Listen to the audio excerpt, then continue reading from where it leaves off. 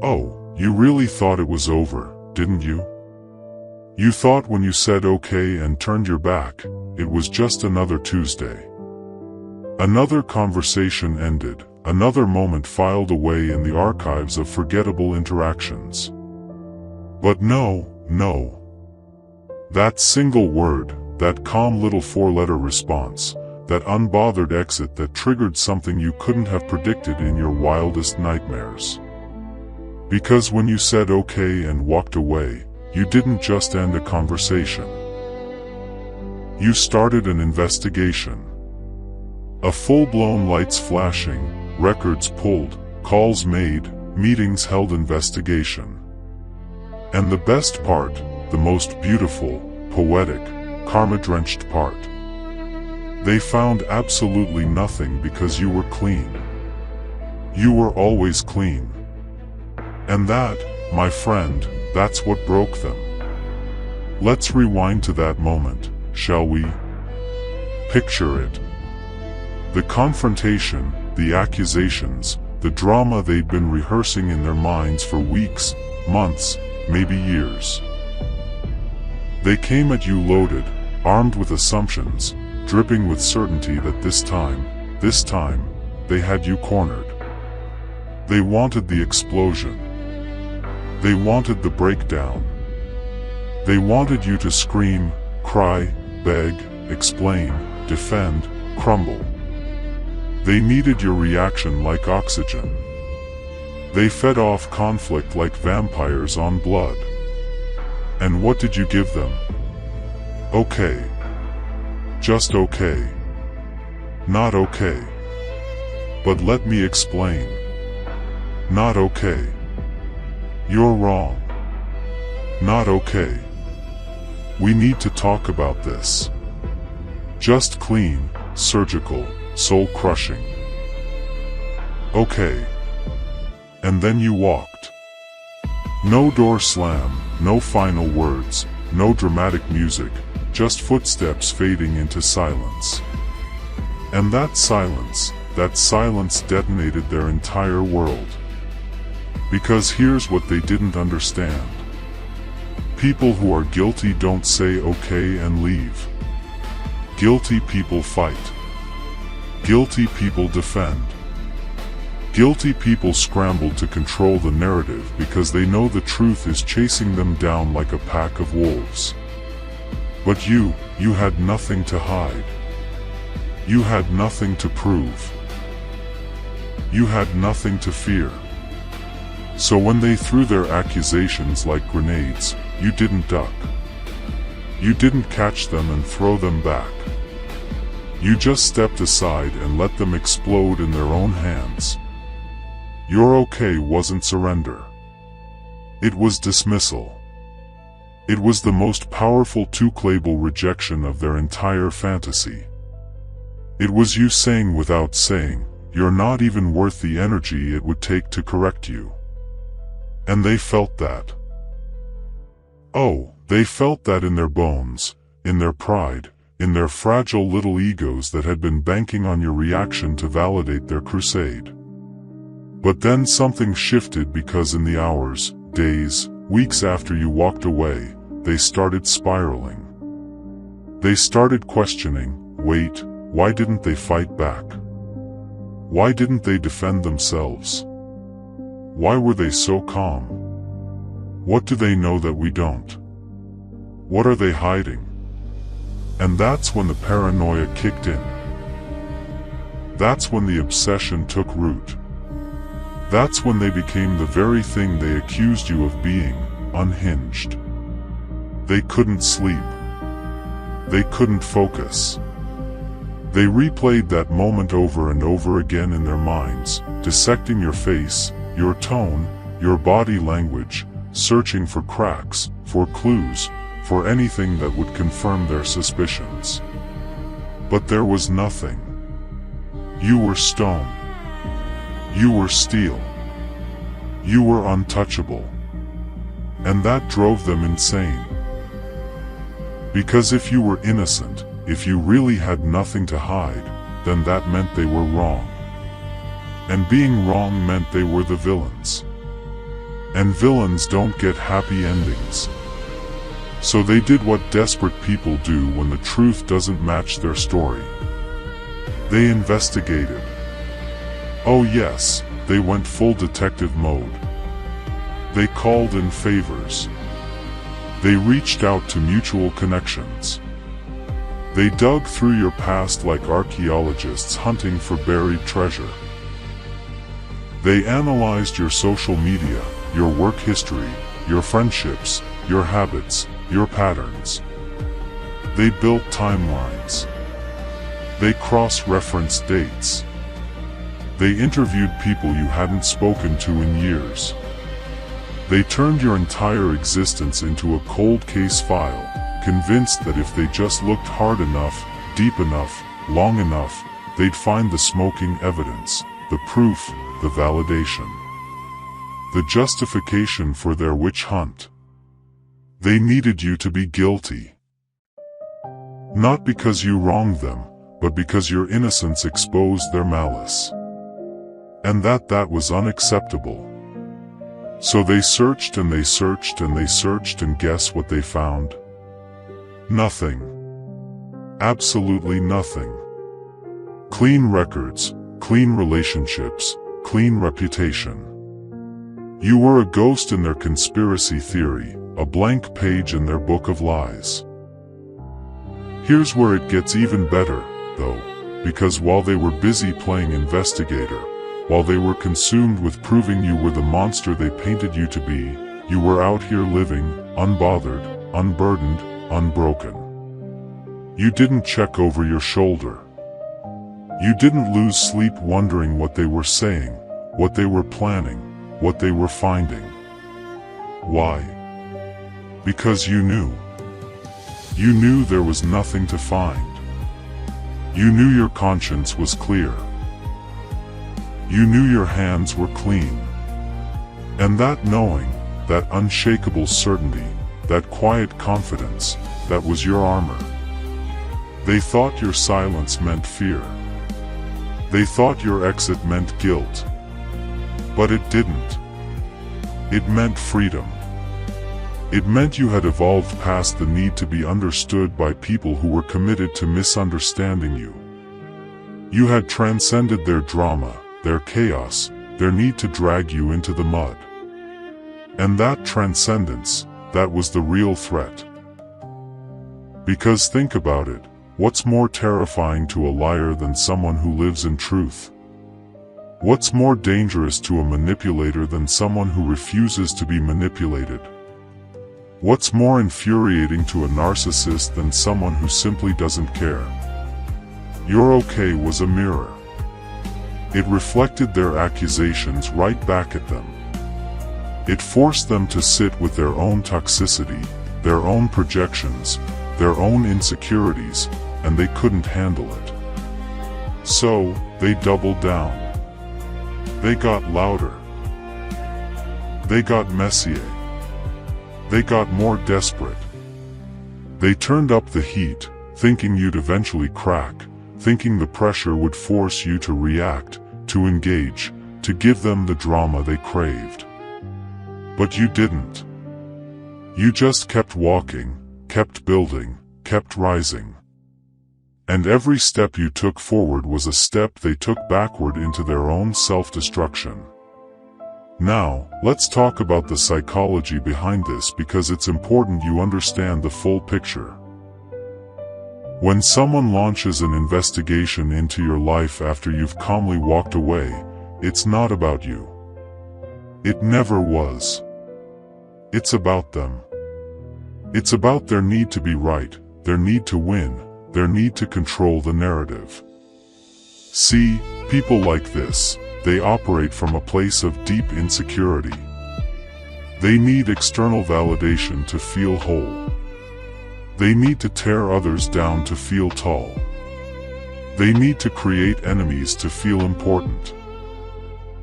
And when you refused to be their enemy, when you denied them the battle they were so desperately seeking, you disrupted their entire identity. You took away their purpose, their mission, their reason for existing in that moment. And that created a vacuum, a void, a crisis. Because if you weren't the villain, then what were they? Heroes? No, they were just people throwing punches at shadows, screaming into voids, building cases against ghosts.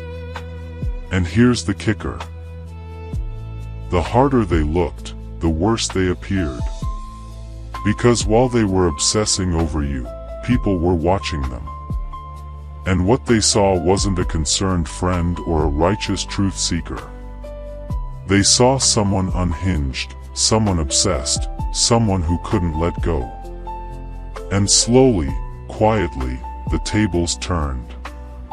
The whispers that were once about you started redirecting toward them. Why are they so fixated on this person? Why can't they move on? What are they really trying to hide? Because projection is a boomerang. What you throw at others with malice always comes back to hit you in the face. And they threw hard. They threw with intent to destroy. So when it came back with compound interest. And you didn't have to lift a finger. You didn't have to defend yourself. You didn't have to expose them. You just had to exist in your truth, in your peace, in your unbothered energy. And that was enough. Let's pause here and appreciate the absolute poetic justice of this situation. They wanted to catch you slipping.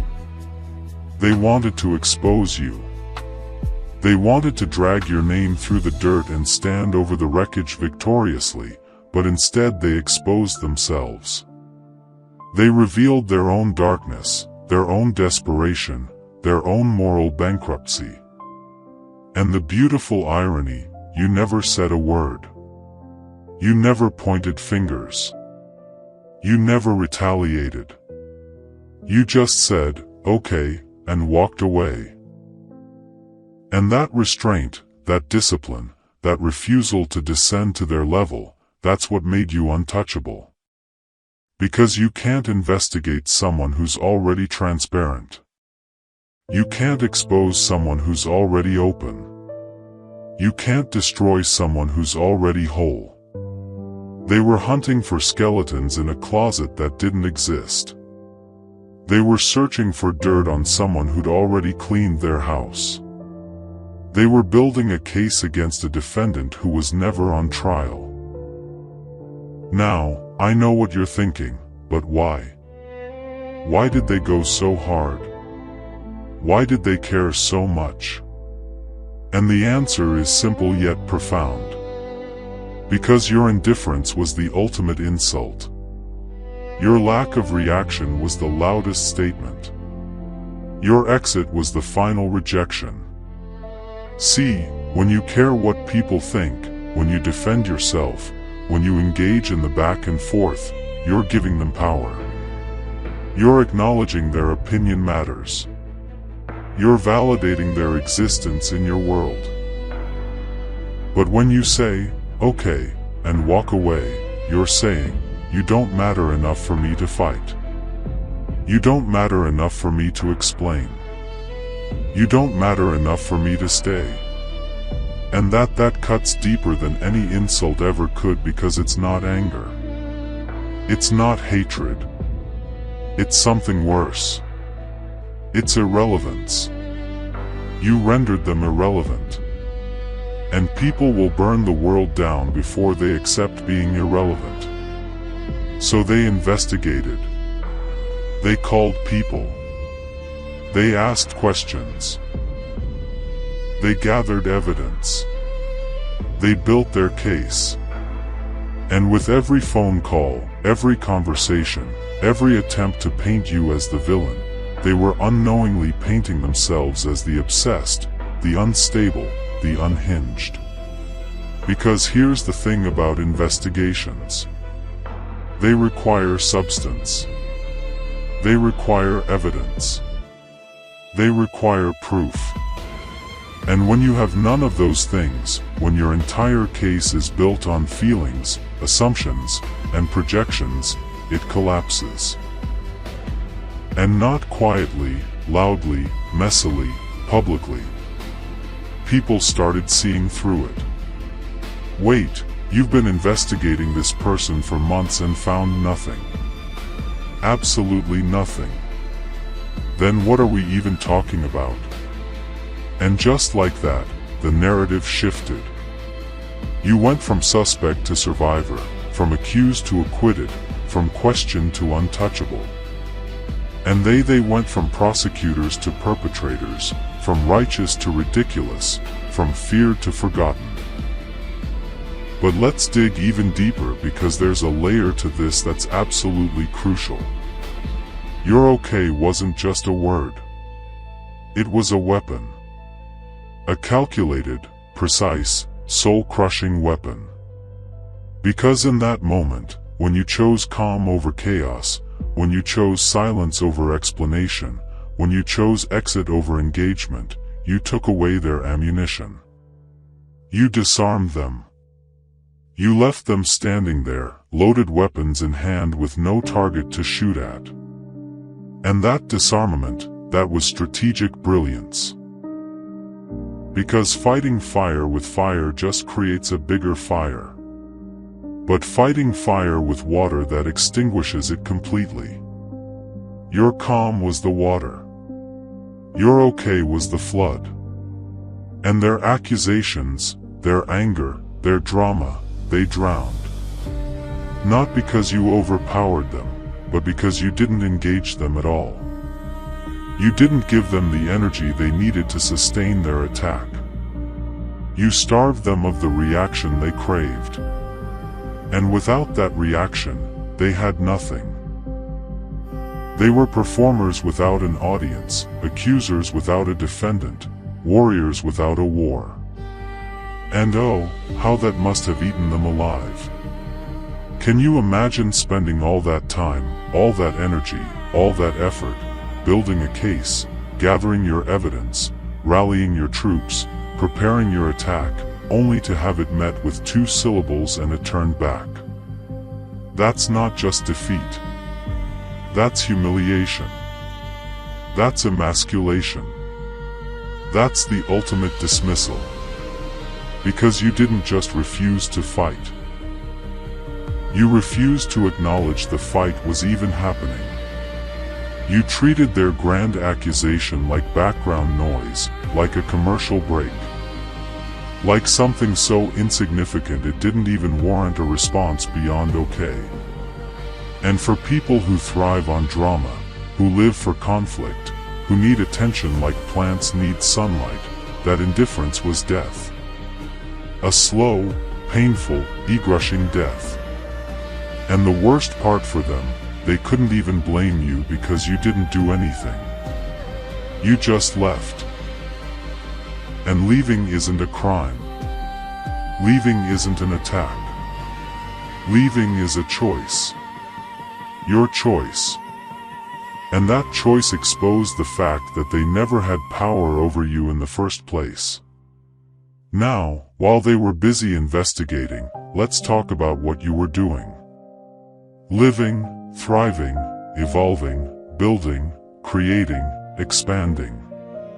You weren't checking your phone every 5 minutes to see if they were talking about you. You weren't losing sleep over what they might find.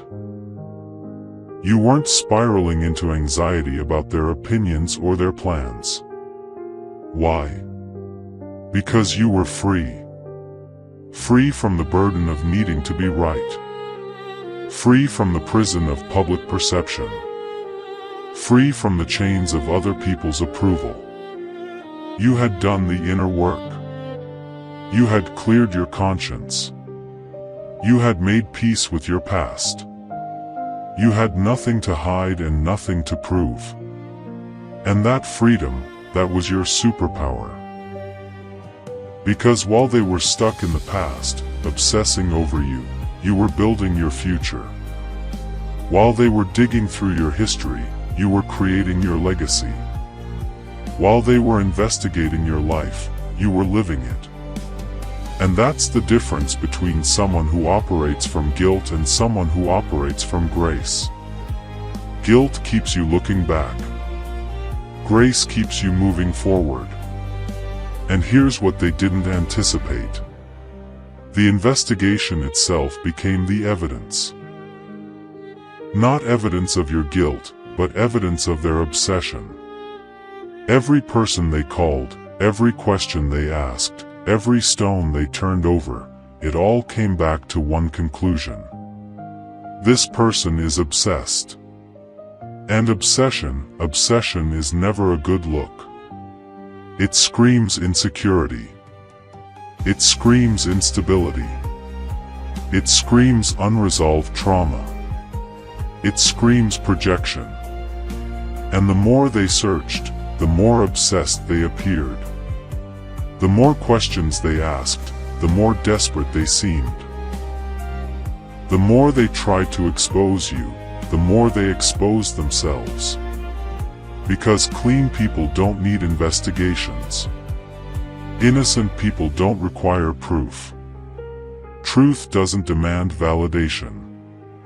It just exists quietly, confidently, unshakably. And that's what you were. Truth embodied, walking evidence that not everyone operates from a place of deception. Living proof that some people really are exactly who they appear to be. Breathing testimony that integrity still exists in a world full of imposters.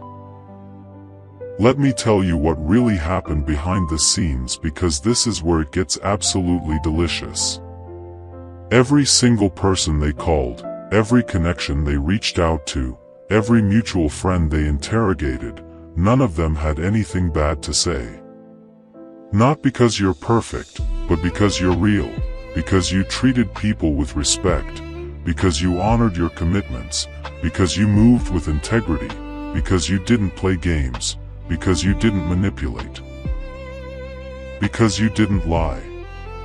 And when person after person, conversation after conversation, interview after interview yielded the same result, nothing, absolutely nothing incriminating, something started to crack. Not in you, in them. Because cognitive dissonance is a monster. When what you believe doesn't match what reality is showing you, your brain starts to fracture. And their brains, they were shattering because they were so convinced, so certain, so sure that if they just dug deep enough, they'd find the dirt. But there was no dirt. There was no scandal. There was no hidden darkness. There was just you living your life, minding your business, being human, being flawed but not fraudulent, being imperfect but not corrupt. And you want to know what the real investigation revealed? It revealed that the only crime you committed was refusing to play their game. The only sin you carried was not meeting their expectations. The only guilt you bore was being strong enough to walk away. That's it. That's the full report. That's the entire case file. You said okay and walked away. And that triggered them so deeply, wounded their egos so profoundly, shattered their sense of control so completely that they had to create a conspiracy to explain it. Because accepting the simple truth that you just didn't care enough to fight was too painful, too humiliating, too ego-destroying. So they built a narrative. They created a story where you were the villain and they were the heroes exposing the truth. But narratives require evidence. Stories need proof. And when the evidence didn't exist, when the proof never materialized, the story collapsed. And they were left standing in the rubble of their own delusion, holding nothing but their shattered pride and their misplaced rage. Here's the part that's going to sting them for years, maybe decades, maybe forever. You never even knew they were investigating. Or if you did, you didn't care. You weren't sitting around wondering what they were finding. You weren't anxious about what they were saying. You weren't defensive about what they might discover. You were just living. And that obliviousness, that complete and total disinterest in their opinion of you, that unbothered energy, that's what made you untouchable. Because you can't hurt someone who doesn't give you access. You can't destroy someone who doesn't need your validation. You can't expose someone who's already standing in the light. They thought they were conducting an investigation. But really, they were conducting a seance, trying to summon a version of you that didn't exist. They were hunting ghosts, chasing shadows, building cases against projections of their own insecurities. And in the end, the only thing they proved was that some people would rather destroy themselves searching for someone else's darkness than face their own. And now that the investigation is over, now that every avenue has been exhausted, now that every stone has been turned and every connection has been questioned and every theory has been tested and debunked, what are they left with? Silence. The same silence you gave them when you said, "Okay," and walked away. Except their silence isn't peaceful. It's heavy. It's suffocating. It's filled with regret, with embarrassment, with the dawning realization that they wasted months, maybe years, obsessing over someone who didn't even think about them. They spent all that energy, all that time, all that emotional bandwidth building a case that crumbled the moment it was examined. And you spent that same time building a life, a career, a future, a version of yourself that's so far removed from their drama, their chaos, their toxicity that even if they wanted to reach you now, they couldn't because you're not on their level anymore. You're not in their world anymore. You're not accessible to their madness anymore. Let's talk about what happens next because this is important. Oh, look who crawled back from the ashes. You. Yes, you. The one they wrote off as crazy, unstable, unhinged, broken beyond repair. The one whose breakdown became their favorite bedtime story, their cautionary tale, their proof that you were always one bad day away from losing it. Welcome back. Or should I say, welcome to the revelation. Because anyone's still here, still watching, still breathing after what you just survived. You're not the person who fell apart. You're the architect who demolished the old foundation so you could build an empire they'll never understand. And that right there, that's the secret they'll never forgive you for knowing. Let's shatter some illusions real quick, shall we? Because this needs to be said out loud. Carved into stone, tattooed across the sky. They saw you break down. They watched you crumble. They witnessed the tears, the silence, the isolation. The days you couldn't get out of bed, the nights you couldn't sleep. The moments where you looked like you'd completely lost the plot. And they celebrated. Oh, they celebrated quietly, carefully, with fake concern dripping from their messages. "Are you okay?" they asked while taking screenshots. "I'm worried about you," they whispered while updating their group chats. They watched your breakdown like it was prime-time entertainment, the finale they'd been waiting for. The confirmation that you were exactly what they always suspected, weak, fragile, unable to handle the pressure, destined to self-destruct. But here's what they missed. Here's what their tiny little minds couldn't comprehend. Here's the plot twist. That's about to rewrite every assumption they ever made about you. Your breakdown wasn't a breakdown. It was a controlled demolition. You weren't falling apart. You were falling into place. Every tear was strategic. Every moment of silence was calculated. Every day you disappeared from their radar. You were rebuilding in a dimension they didn't have access to, couldn't monitor, couldn't sabotage. While they were busy writing your eulogy, you were engineering your resurrection. While they were planning your funeral, you were designing your coronation. And now they're standing in the aftermath, staring at someone they don't recognize. Someone who looks like you but operates at a frequency that makes their ears bleed. See, they thought breakdowns were endings, collapses, surrenders, the white flag waving in defeat, because that's what breakdowns are for them. When they crack, they shatter permanently. When they fall, they stay down. When life hits them, they fold like cheap furniture. So naturally, they assumed you were built the same way, wired with the same fragile circuitry, destined to blow the same fuses. But you knew something they'll spend their entire lives trying to figure out. You knew that sometimes you have to burn the whole forest down to see what's been hiding in the shadows.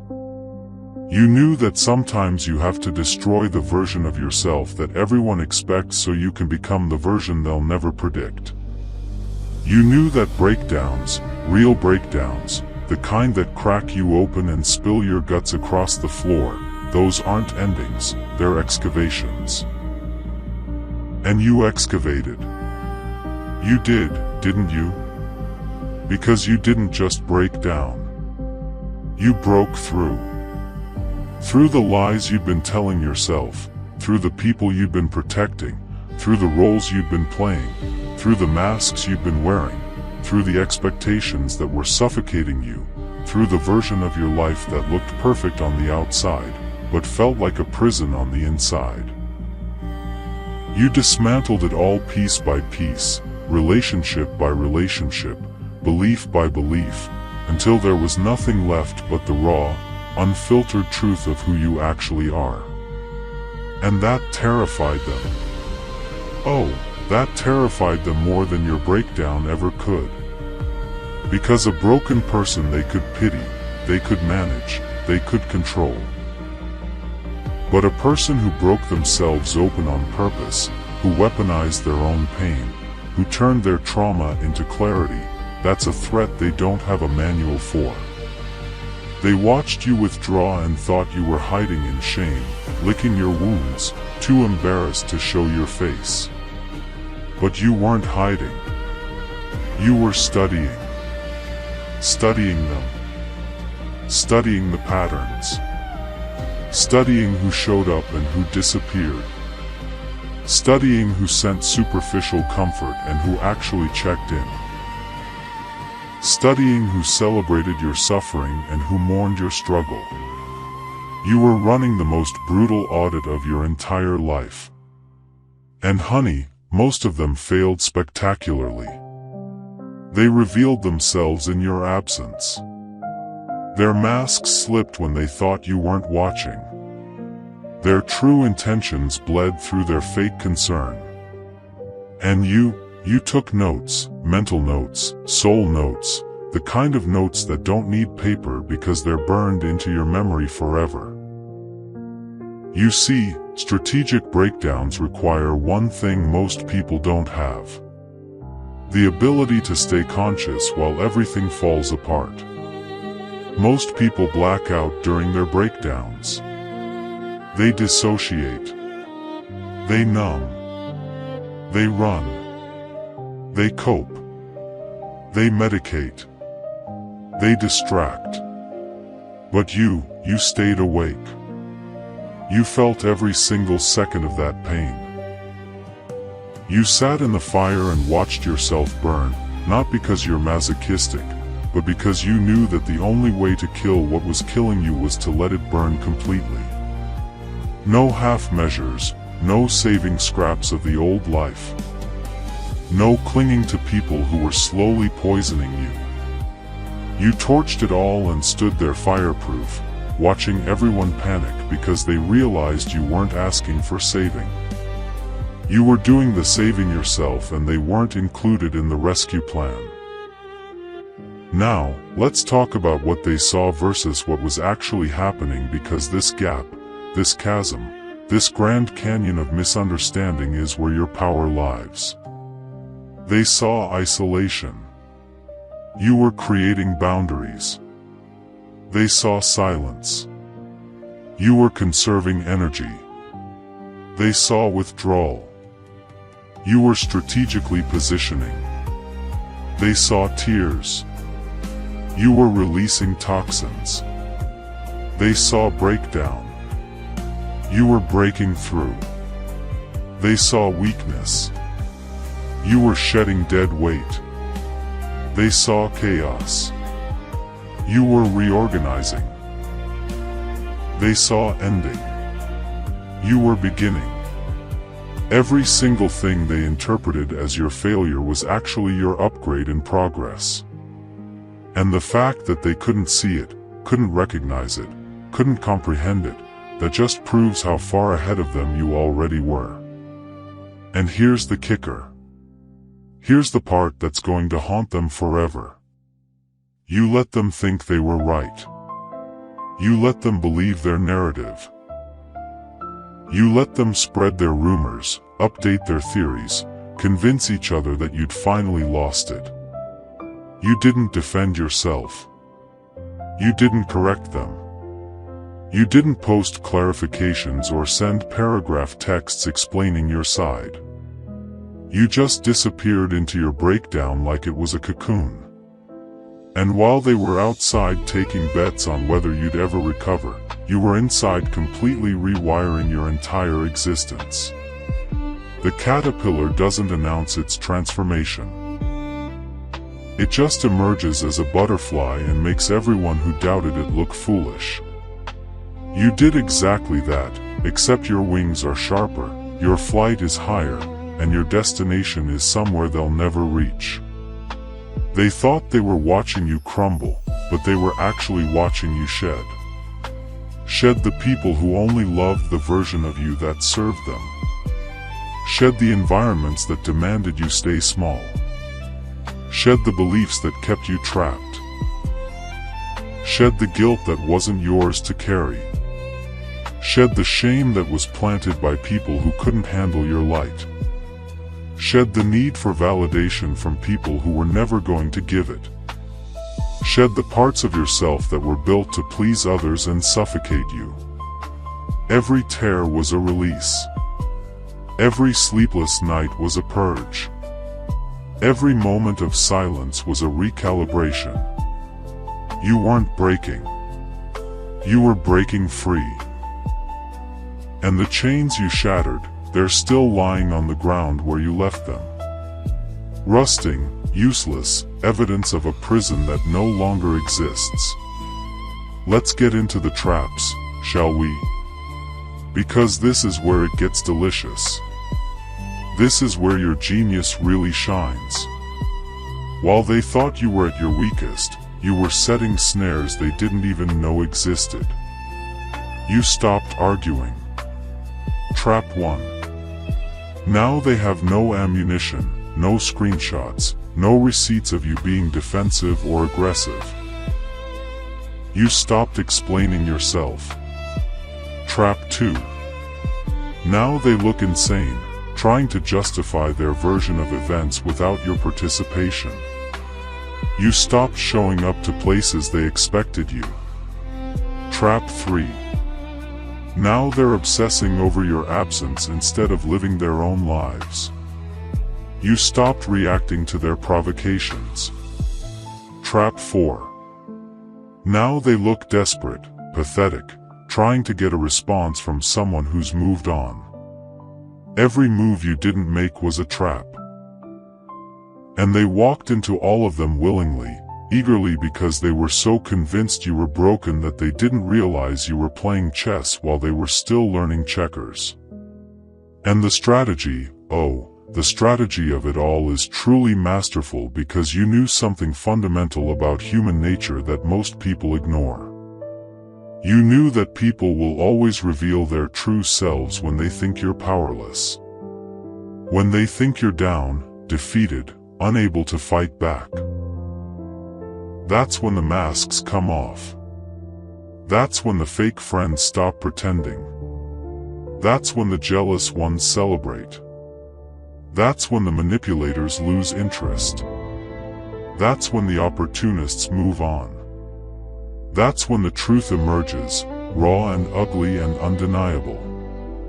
And you needed to see that truth. You needed to know exactly who you were dealing with. So you created the conditions for them to expose themselves. And they did spectacularly, enthusiastically, without a single shred of self-awareness.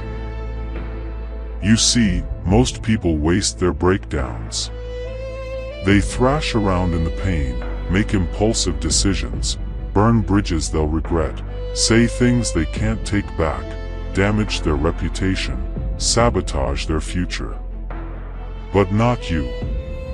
You weaponized yours. You turned your lowest point into a laboratory. You used your pain as a filter, your struggle as a test, your absence as a mirror.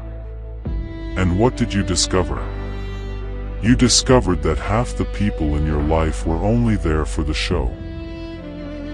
You discovered that most of your relationships were transactional. You discovered that the ones who claimed to love you couldn't handle you when you weren't performing. You discovered that your success threatened more people than it inspired. You discovered that your authenticity made people uncomfortable. You discovered that the life you were living was designed to make everyone else comfortable at the expense of your soul. Now they're scrambling, aren't they? Now they're panicking. Now they're trying to backtrack. Rewrite history. Pretend they were always on your side.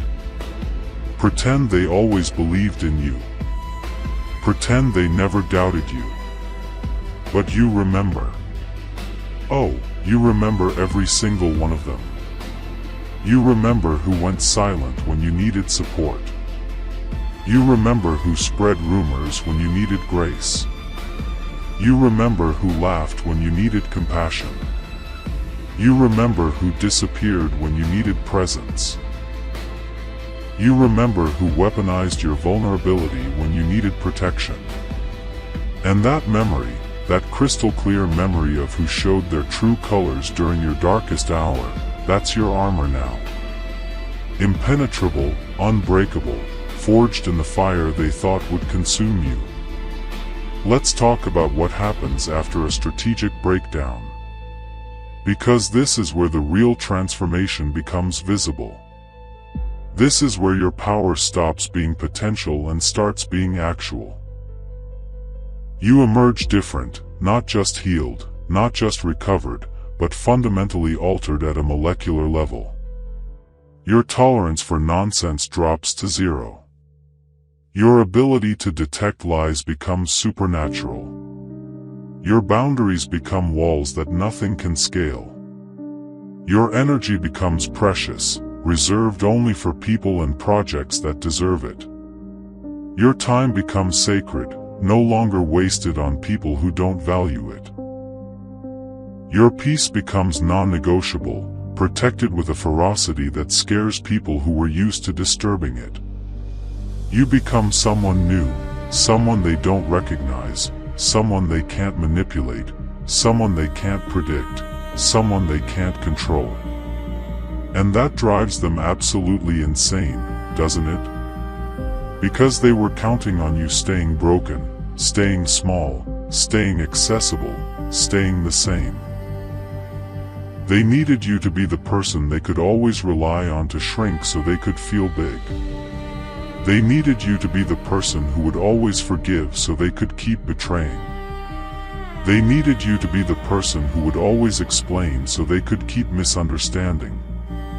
They needed you to be the person who would always stay so they could keep leaving. But you broke that cycle. You shattered that pattern. You refused to play that role. And now they're standing there holding scripts for a play you're no longer performing in, wondering why you won't read your lines, why you won't take your cues, why you won't react the way you used to. Here's what they're realizing now. Slowly, painfully, in moments that wake them up at 3 o'clock in the morning covered in cold sweat, they're realizing that your breakdown wasn't about them at all. It was about you, about your evolution, about your liberation, about your refusal to continue living a lie just because the truth was uncomfortable.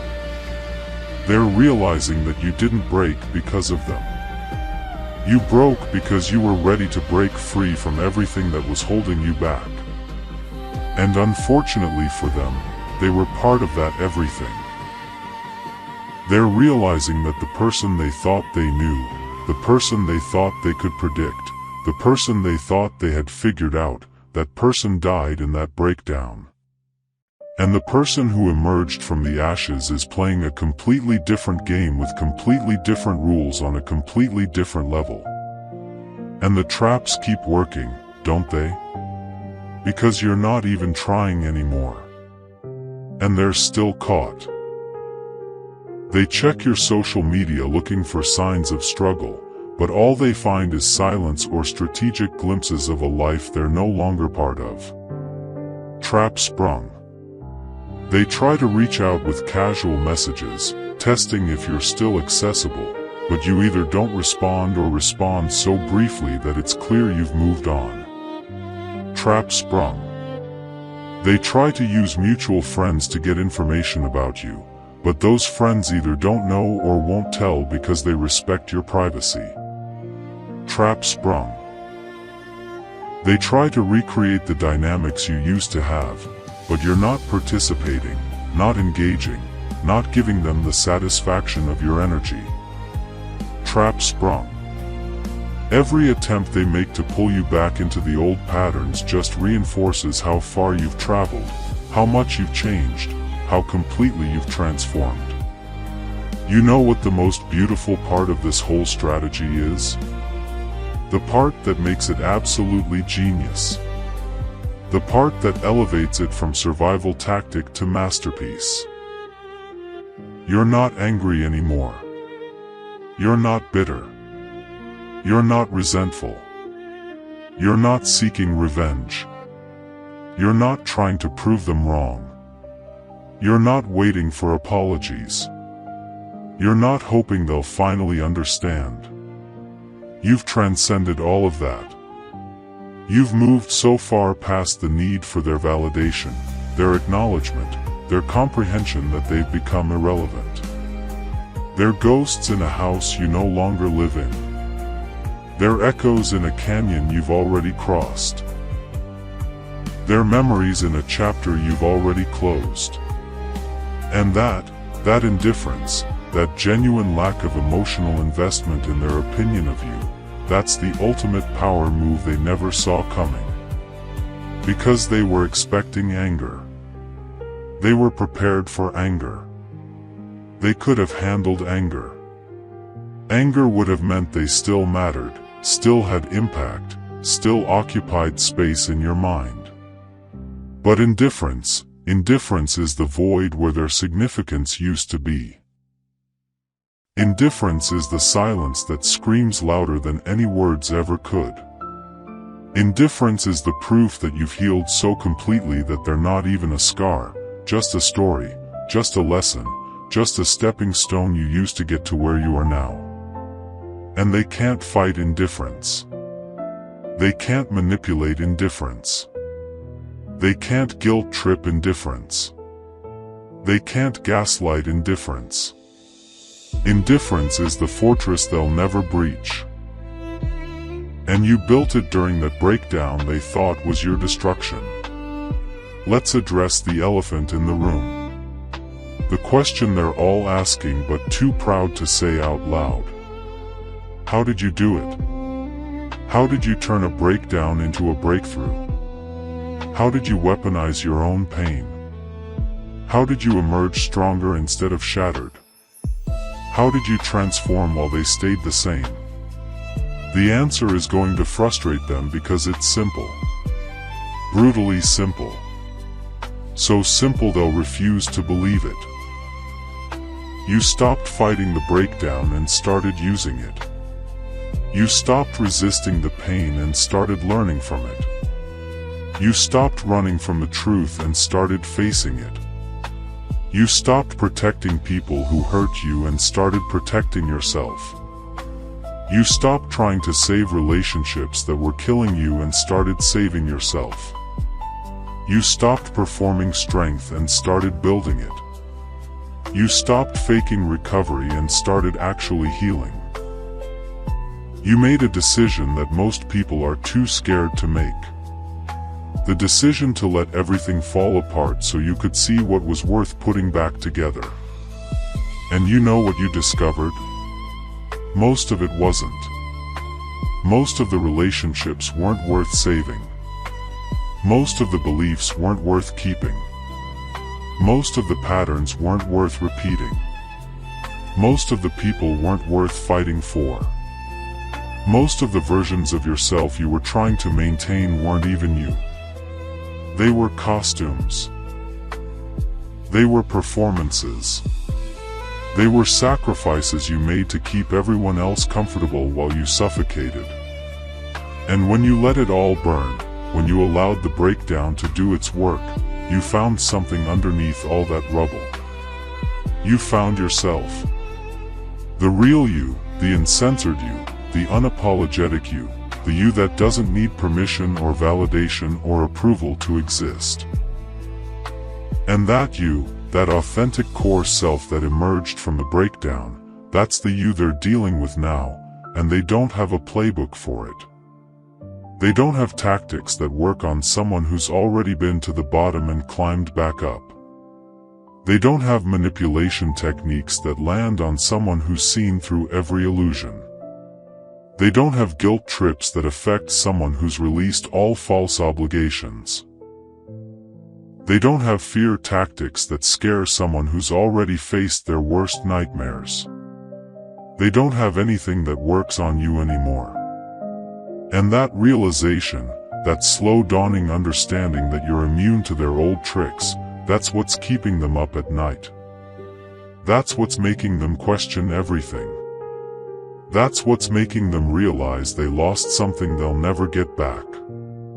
They lost access. Access to your energy, access to your attention, access to your emotional labor, access to your forgiveness, access to your tolerance, access to your space, access to your future. They lost it all during that breakdown.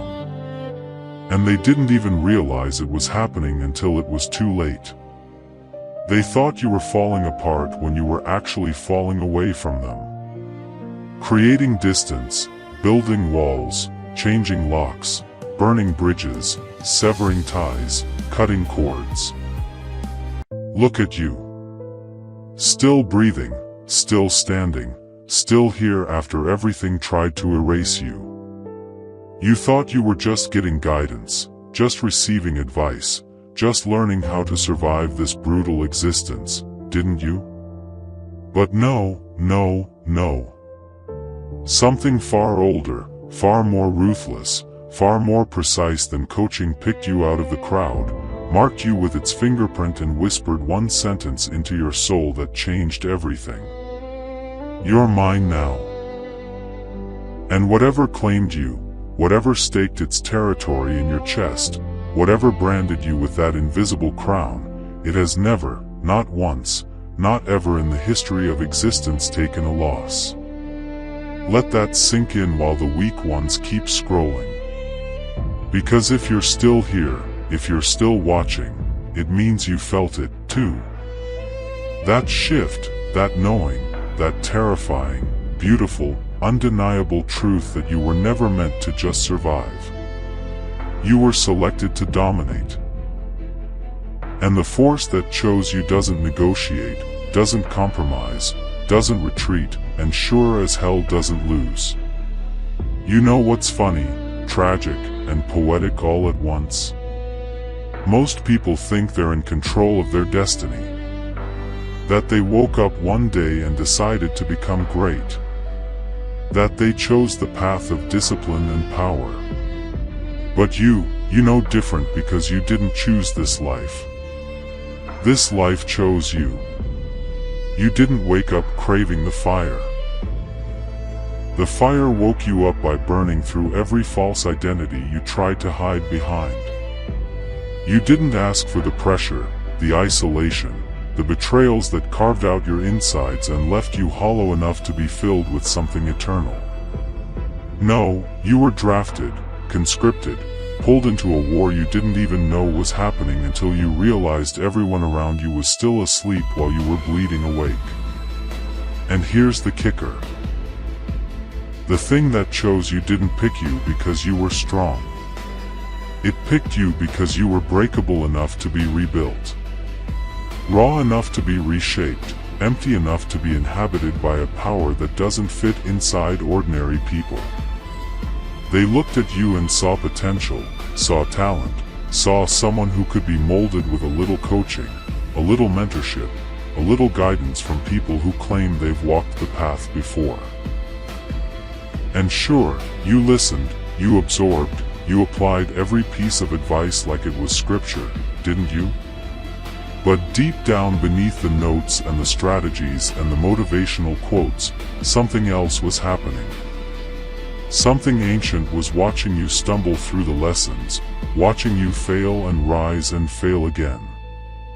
And it wasn't impressed by your effort. It was testing your capacity. Not your capacity to succeed, but your capacity to endure the kind of transformation that kills weaker souls. Because coaching teaches you how to play the game. But what chose you doesn't care about games. It cares about domination, about legacy, about turning you into a force so undeniable that reality itself has to bend when you walk into a room. And you felt it, didn't you? That moment when the lessons stopped being external and started becoming internal. When the advice stopped coming from voices outside and started echoing from a place so deep inside you that it didn't even sound like your own thoughts anymore. Let's talk about the others for a second. The ones who got the same coaching, attended the same seminars, read the same books, followed the same blueprint. Where are they now? Still posting motivational quotes while their lives crumble in private? Still talking about consistency while skipping the hard days? Still pretending they're on the path while making excuses for why they haven't moved an inch in 3 years. And you know why? Because they got coaching. That's it. Just coaching information, strategies, techniques, but they were never chosen, never marked, never possessed by the thing that refuses to let you quit, even when quitting would feel like mercy. You see, coaching can improve you, but it can't transform you. Coaching can sharpen your skills, but it can't forge your spirit in the furnace of pure suffering until you come out forged in something indestructible. Coaching gives you tools, but what chose you gave you a mandate. Either become unbreakable or be destroyed trying. And here you are, unbroken, undefeated, unstoppable. Not because you followed the steps, but because something inside you won't let you lose. The moment it chose you, everything changed. People started treating you differently without knowing why. Opportunities appeared out of nowhere. Not because you were lucky, but because luck is what weak people call alignment. Obstacles that would have crushed you 3 years ago now barely slow you down. Not because they got easier, but because you got denser, heavier, harder to move. You stopped needing validation because the thing inside you validates itself through your existence. You stopped fearing rejection because rejection is just reality protecting itself from what's coming. You stopped explaining yourself because explanations are for people who need permission. And you stopped asking for permission the day you were claimed. And the wildest part, you can't even remember the exact moment it happened. Was it during that breakdown at 3 a.m. when you begged for it to stop? Was it the day you lost everything and realized you were still standing? Was it the betrayal that should have destroyed you, but instead stripped away every fake layer until only the core remained? You don't know, but it knows. And it's been running your life ever since. Here's what they don't tell you about being chosen. It's not a blessing. Not at first. At first, it's a curse disguised as chaos. It isolates you from everyone who used to understand you because they can't recognize what you're becoming. It destroys your old life, your old relationships, your old identity. Not out of cruelty, but out of necessity. Because where you're going, those things can't follow. It puts you through tests that coaching could never prepare you for. Tests that don't come with study guides or practice exams. Tests where the only way to pass is to die and be reborn in the same body. And you passed every single one.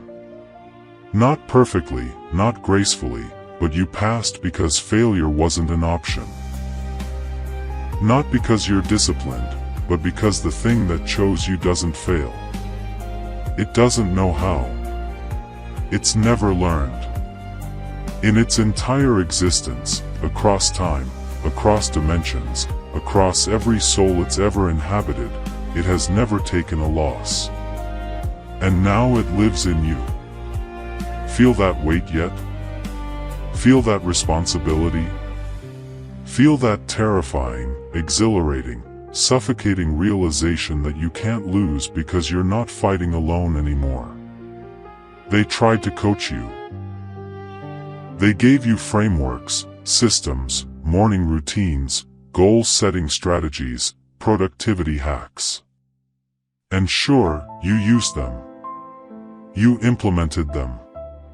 You got results. But let's be honest, those results weren't because of the coaching. They were because something inside you took those tools and weaponized them in ways the coaches never imagined. You didn't just apply the lessons. You absorbed them, mutated them, combined them with something primal that no seminar could teach. You turned advice into instinct, strategies into reflexes, knowledge into power. And that's the difference between someone who got coached and someone who got chosen. Coached people need reminders. Chosen people are the reminder.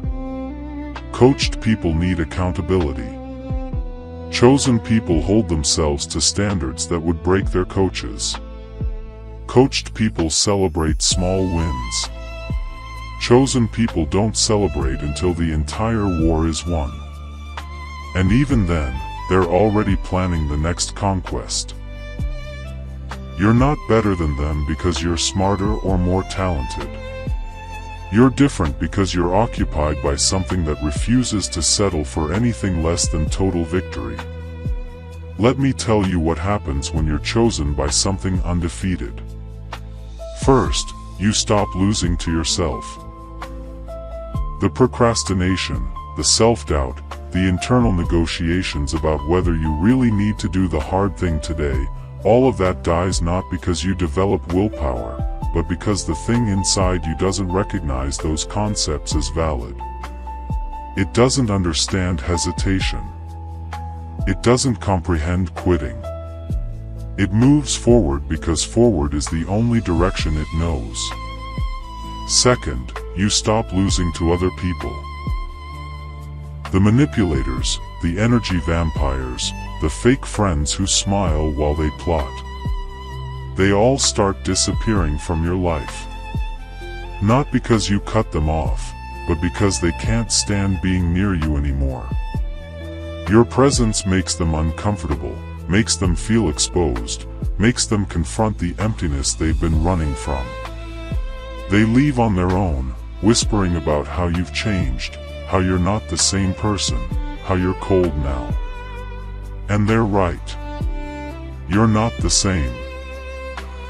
You're colder, sharper, clearer, because what chose you burned away everything soft enough to be broken. Third, you stop losing to circumstances. The economy crashes, you adapt, people betray you, you evolve. Life hits you with chaos.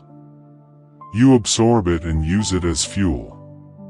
Because here's the secret they'll never teach you in coaching. Circumstances are just the environment. And environments don't defeat apex predators.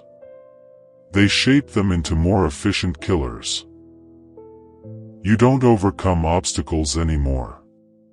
You consume them. You don't survive storms, you become the storm. Every setback, every betrayal, every moment that should have broken you just adds another layer to the armor you didn't even know you were building. And now you're walking through life like it's a simulation designed to test you. And you're passing every test without even studying because the answers are written in your bones. Fourth, you stop losing to time.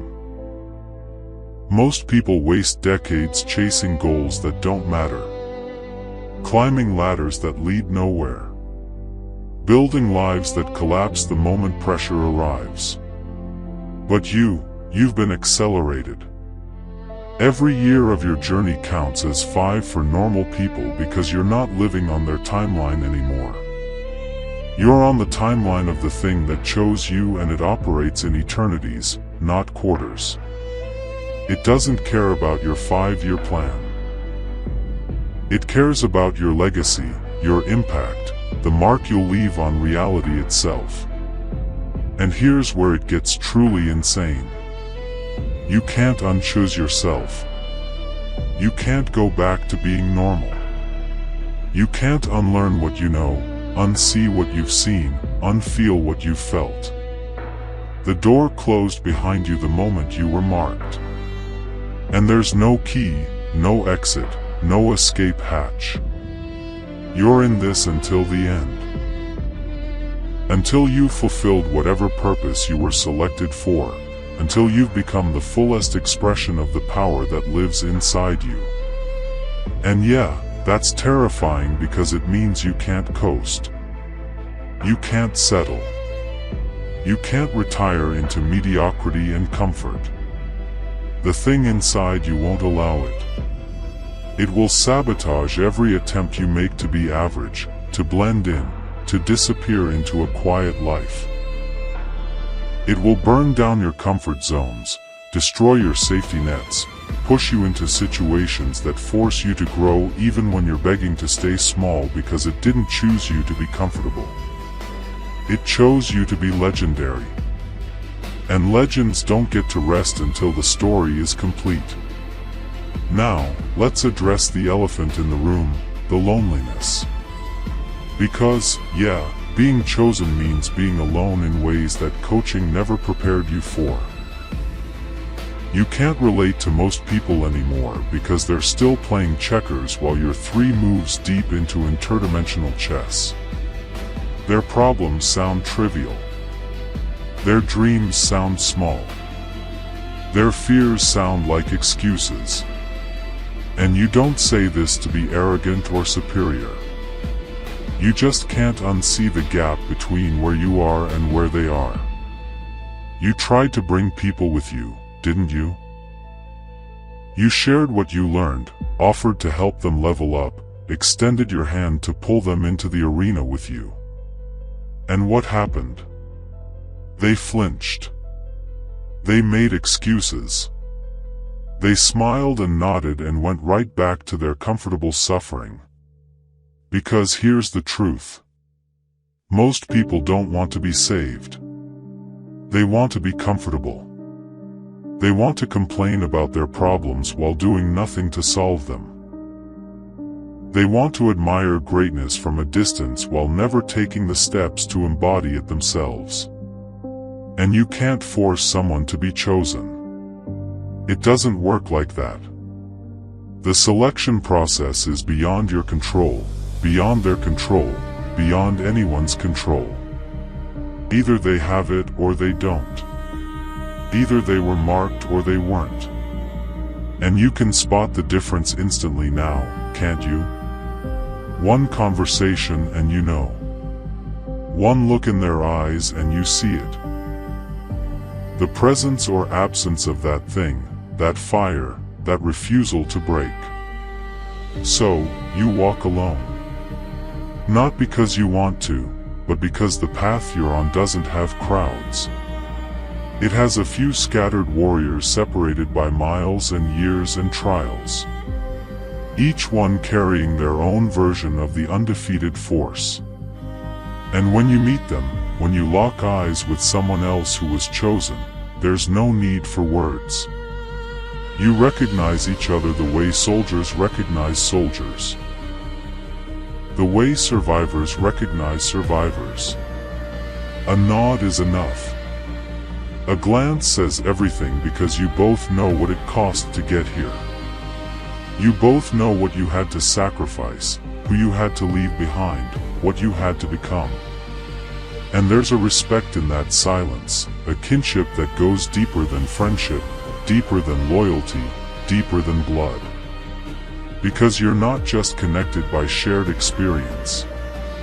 You're connected by shared possession. The same force that lives in you lives in them. And when forces like that recognize each other, reality holds its breath. But here's where most people get it twisted. They think being chosen means you're special in the sense of being better than others. No. Being chosen means you're special in the sense of being selected for a specific function. You're not superior. You're assigned. You're not blessed. You're deployed. The thing that chose you didn't do it to make you feel good about yourself. It did it because it needs you to accomplish something that requires the exact combination of your scars, your strengths, your madness, and your capacity to endure. You're a weapon, a tool, a vessel. And the moment you start thinking you're chosen because you're inherently deserving, the moment you start getting arrogant about it, that's when you lose the plot. Because humility isn't optional when you're carrying something this powerful. Gratitude isn't optional. Service isn't optional. You were given this for a reason. And that reason has nothing to do with your ego and everything to do with your purpose. So you stay humble. You stay hungry. You stay focused. Not because you're trying to be a good person, but because the alternative is becoming the villain in your own story. Let's talk about the undefeated part. What does it mean that the thing inside you has never lost? It means every battle it's ever entered, it's won. Every soul it's ever inhabited, it's elevated. Every impossible situation it's ever faced, it's transformed into a victory so complete that the opponents still don't understand what happened. And now that legacy lives in you every time you wake up and choose to keep going. That's the undefeated force operating through you. Every time you face something that should destroy you and come out stronger, that's not you being resilient. That's the thing inside you doing what it's always done, refusing to break. Every time you turn pain into power, betrayal into fuel, loss into lessons, you're not being inspirational. You're being consistent with the nature of what chose you because it doesn't know how to lose. It doesn't have that programming. Defeat is not in its vocabulary. Surrender is not in its code. Failure is not in its operating system.